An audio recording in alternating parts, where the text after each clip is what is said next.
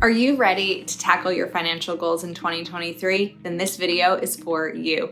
Welcome to the Clever Fox YouTube channel. My name is Ilysse, and today I'm going to be sharing with you some of our favorite Clever Fox products for you to set and achieve financial goals. We have cash envelopes, a bill organizer, a bi-weekly budget planner, and I'm going to show you the differences between each of these so you can decide which one is going to be best for you when it comes to financial goal setting, tracking expenses, tracking debt payoff, savings, and so much more. So let's dive in. Just make sure that you are subscribed to our channel with that notification bell turned on so you don't miss any future videos, and you watch until the end so nothing is missed. Let's get started.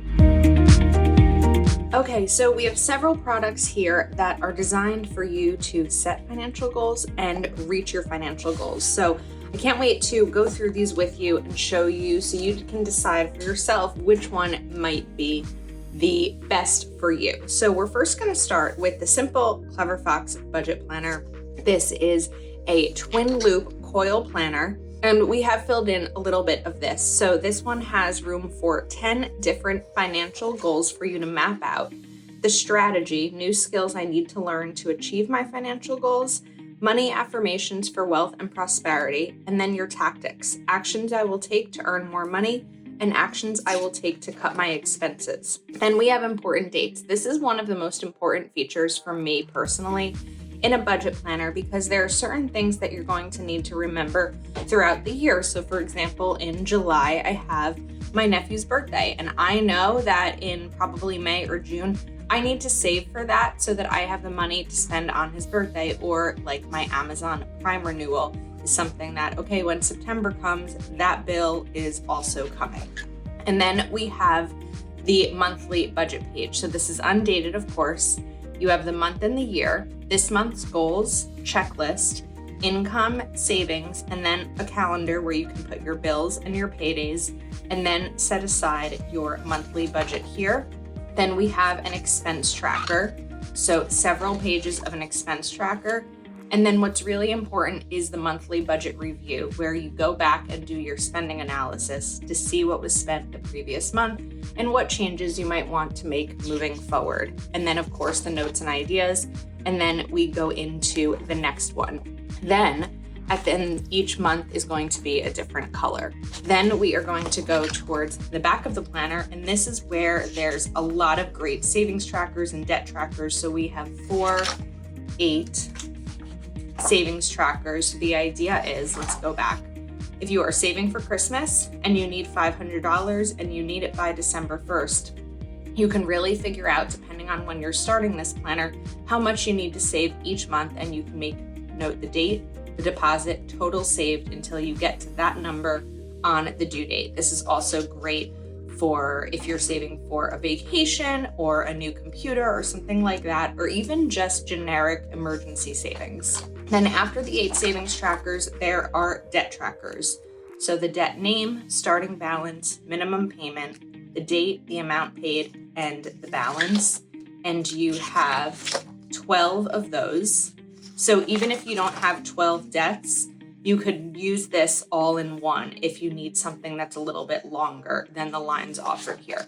Then after that, we have holiday budget, holiday gifts, and holiday spending. So if you are thinking about your 2023 planner, and this is a great way for you to think about holidays next year if maybe they've gotten overwhelming this year. So the holiday budget, holiday gifts, and then holiday spending.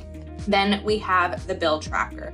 So you're going to write the bills, as I have, all the way across here for the whole 12 months. So if you start this planner in July, because it's undated, it doesn't matter, and you're not losing the first 6 months of the year. And you'll write down your bills if they vary, and you can mark them as paid. And then we have the summary of the year. What the month was, your income, your expenses, the difference, and the savings, and then your monthly expenses summary, so you can really see where your money is going. And then we have a bunch of dot grid pages in the back. This is great for maybe a wish list or calculating your budget or tracking ideas and things like that. And then of course, 2 sticker pages that come with it. So for someone who likes a coil bound and just needs the simple setup of a basic budget planner, this is an optimal choice. And this one is going to be similar to what we just saw, but have a little bit more features. Of course, this is book bound. It has a band to keep it closed, 3 ribbons, and a pen loop. So you're also going to have the 10 financial goals. But in this planner, you have a mind space to sort of map out how you want to achieve these financial goals and what that might look like for you. The same strategy and tactics. And then the monthly overview is a little bit different. You have a larger calendar to work with, some notes on the side, monthly goals, to-do list, upcoming bills and expenses, due date and amount, income and amount, and savings and amount. And then you have the monthly budget is going to go here on the left. And the categories here are home, food, healthcare, credits and loans, personal, entertainment, transport, and other. I like the other section. And then again, the monthly budget review. And after that, there will be the expense tracking pages. So you'll have 3 long expense track pages and then the notes and ideas. And then we're going to dive right into the next month. And these are really neutral. So the main differences here is a little bit of a larger monthly overview setup. And of course, you have the mind map in the beginning, and the monthly budget review is next to the monthly budget, so you can see it side by side versus at the end of the month. As we go towards the back of the planner, you are going to get the same types of savings trackers, but again, really neutral, so there's no color in this. The same debt trackers, and the same amount of debt trackers and savings trackers. And of course, the holiday gifts, holiday spending, holiday budget, and the regular bill tracker, and your annual summary. And then even more dot grid pages to work with a pocket folder and stickers. And this comes with 5 cash envelopes. So if you are looking to start a cash envelope system to coordinate with your planner, this planner comes with them. And of course, the ribbons are really great because you could put one in the back here for the dot grid section that you are using. You could put one in the current month that you're on, and then you could have one as you are tracking your expenses, or even earlier on in the planner where you are mapping out your financial goals just to keep them always at the forefront of your mind. So this is the Budget Planner Pro. Next, we have a little bit of a smaller size. We have the bi-weekly budget planner, and this is A5 size. Still have 10 goals. This is more of like a portable planner if you're looking for something a little smaller to take with you on the go. We have strategy and tactics. Your net worth. This is really great because it gives you an idea of how to calculate your net worth and start growing it between your cash assets, investments, property, retirement, liabilities, and debt. And then money opportunities. Find ways to multiply your income streams and ride your way to financial freedom. What am I good at? How much can I expect to earn? What are my hobbies and interests? How do I monetize my hobbies? This also has a year at a glance, as we saw in the budget planner, but not in the Pro. And then your monthly calendar is just going to be the calendar with the notes on the side, and you will have all of the months back to back. So this is a great place to put a ribbon to keep that bookmarked.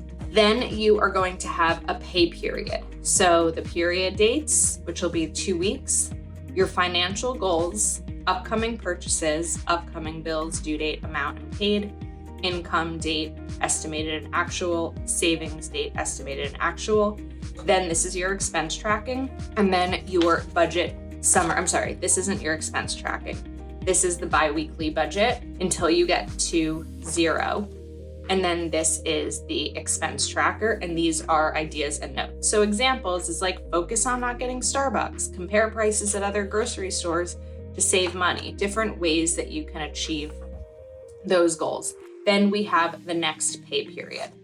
And after you get through the pay periods, it's going to switch to the next one because again, we have the monthlies early on. Now in the back, we are back to savings trackers. So 4 savings trackers and 12 debt trackers, then a holiday budget, holiday gifts, and holiday spending, of course, the regular bill trackers, summary of the year with the monthly expenses summary. And this is great too. This is the check register. So for those who are using checks for different areas in their lives, this has that check register for you. And also the account information. So you could put your bank name, the website, password, or a hint for the password, account, username, and any notes. And then a few more pages of dot grid paper. A little bit less because there are some extra pages in this planner and a pocket folder in the back. So for someone looking for more portability, or also someone who gets paid on a bi-weekly basis, this is definitely key. Now, maybe you don't need all of the bells and whistles in a budget planner. And in that case, the budget planner and bill organizer can be a really great option for you. So this again is the twin loop coil bound, room for 10 financial goals. Then you do have the monthly overview with the monthly goals, to-do list, upcoming bills and expenses, income and savings, the monthly budget, a little bit less expense tracker pages, there are 4, and then a monthly budget review. And what's great here is that after each month, you are going to get a pocket folder of your receipts and bills. So you can throw anything in here to be able to use it. Maybe you need it for tax purposes, or you just want to remember it to be able to go back and write down your expenses. This is really great. So you're going to get 12 of those. So the month, the monthly budget, the expense trackers, the monthly budget review, and the receipts and bills. Then as we go towards the back, again, you guessed it, savings trackers, debt trackers, holiday budget, regular bill tracker, summary of the year, and some dot grid. What I love about these in all the Clever Fox planners is so many budget planners just focus on set a budget and did you achieve it or not. It's not mapped out for you to set your financial goals like these are and have the savings trackers and the debt trackers and the bill trackers and all of those kinds of things that'll actually help you figure out whether or not you are on track. Now, the final thing that I want to share with you are the cash envelopes. So I love using cash envelopes for things that I might overspend on. So I don't use them for my bills. I don't use them for every single category of my life. But some of my categories that I will go and pull from the bank and keep in a cash envelope are getting manicures, dining out. Getting manicures, dining out. I have what I call an aunt envelope because I'm not a mom, but I am an aunt and I have a niece and nephew. And when I am watching them or spending time with them and we want to go to dinner or to the dollar store or just do an activity, I have money set aside specifically for that. I also have an envelope for my miscellaneous spending, for going to the grocery store, and I don't carry all these envelopes filled with cash with me at all times. It's just like, okay, if I am going to the grocery store, I'm going to grab my grocery envelope.